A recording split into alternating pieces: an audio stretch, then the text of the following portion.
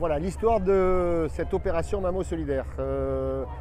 La Société française de radiologie, donc tous les radiologues français, tous les manipulateurs français, s'est associé à General Electric qui a un camion mobile très bien équipé qui sillonne l'Europe.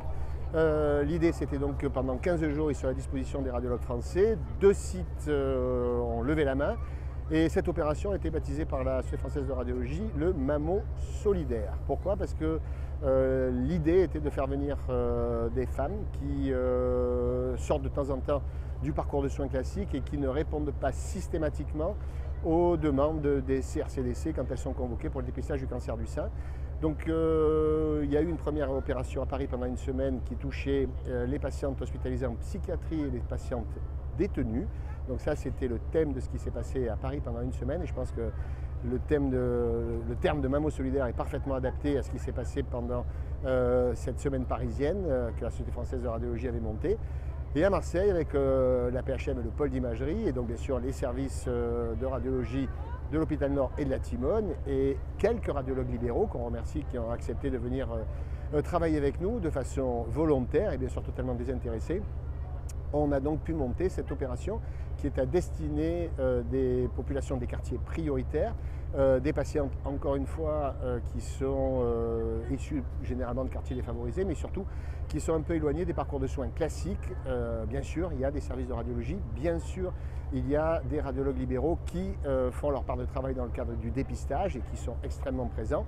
Mais on voit bien que malgré tous les appels et les sollicitations, un certain nombre de patientes ne répondent pas présents. Donc le taux d'adhésion à ces programmes de dépistage régionaux et nationaux est nettement inférieur dans ces quartiers prioritaires.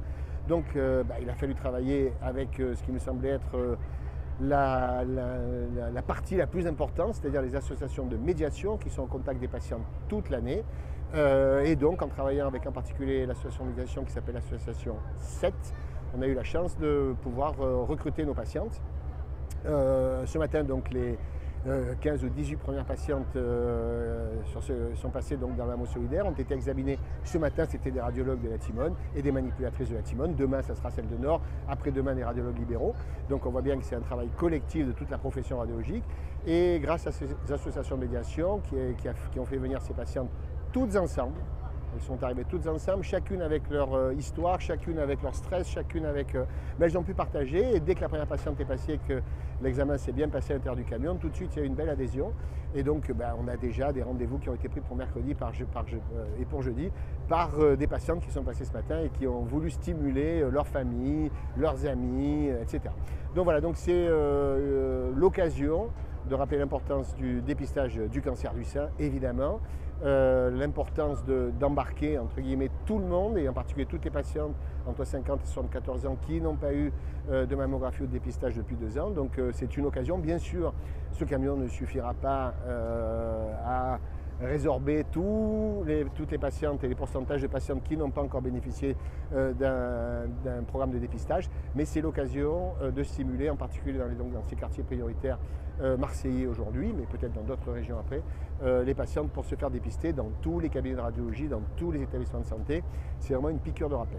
Voilà, donc moi je suis très heureux que notre DG, M. Crémieux, notre directeur général de la séance publique, ait soutenu ce projet. On a eu une aide de la mairie qui a mis à disposition cette esplanade du MUSEM avec une belle visibilité pour cette opération. Donc là encore, merci à tous les services techniques et merci Madame Birola d'avoir soutenu ce projet. Et puis bien sûr, je ne peux pas ne pas remercier les associations de médiation, bien sûr, des quartiers nord, en particulier l'association 7, bien sûr. Ne pas remercier aussi, bien sûr, tous les manipulateurs et radiologues, qui soient privés ou publics, qui ont accepté de façon bénévole de venir travailler dans ce camion et d'apporter une solution peut-être temporaire, mais en tout cas une solution à ces problèmes de dépistage. Et j'en profite pour vous signaler qu'on a eu la chance aujourd'hui d'échanger beaucoup avec Madame le docteur Brigitte Serrado, qui est la présidente du CRCDC, qui gère tous les centres de dépistage contre le cancer du sein à l'échelon français, et qui est donc la représentante des radiologues français à l'échelon européen. Et c'était l'occasion d'échanges extrêmement fructueux grâce à elle sur l'évolution du dépistage du cancer du sein. Voilà donc une opération un peu emblématique, on va dire. Évidemment, c'est sur un court temps, c'est un coup, on va dire, mais c'est l'occasion de montrer que toute la profession radiologique voulait faire une piqûre de rappel sur ce dépistage du cancer du sein. Voilà.